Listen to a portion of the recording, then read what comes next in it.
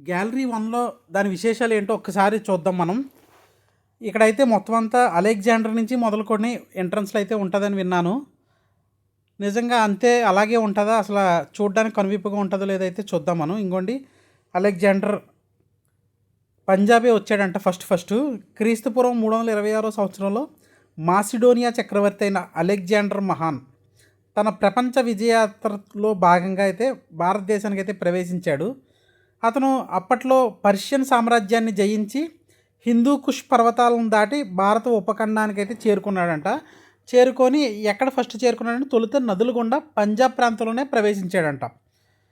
అతను ప్రస్తుత పాకిస్తాన్లోని జీలం నది వద్ద పౌరస అనే స్థానిక రాజుతో పోరాడాడంట. ఫస్ట్ అతను పోరాడింది.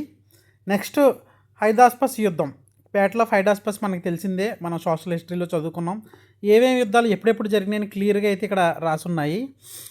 అలాగే ఎవరెవరు ఎప్పుడెప్పుడు రూల్ చేశారనేది కూడా క్లియర్గా రాసుంది.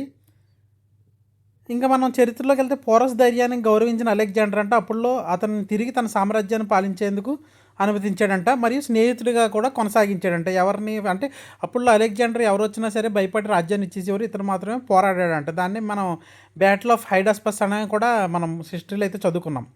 అలెగ్జాండర్ తన సైన్యంతో భారతదేశం లోపలికి మరియు ప్రయాణించాలనుకున్నాడు, కానీ అతని సైనికులు అలసటకు గురై తిరిగి వెనక్కి వెళ్ళాలని పట్టుబట్టారంట. దీంతో అలెగ్జాండర్ భారతదేశంలో తన విజయాలను అక్కడితో ముగించి మళ్ళీ పశ్చిమానికి తిరిగి ప్రయాణం అయ్యాడు.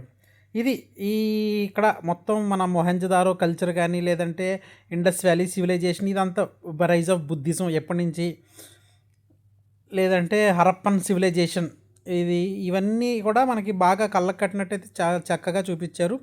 ఫార్మేషన్ ఆఫ్ మహాజన్పదాస్, ఇక్కడ వేదిక్ పీరియడ్, ఇంకా వేదాల్లోకి వస్తాం మనం. ఇది మౌర్య ఎంపైరు, ఇంకా ఇదంతా చాలా బాగుంది ఫస్ట్ పార్ట్ అయితే.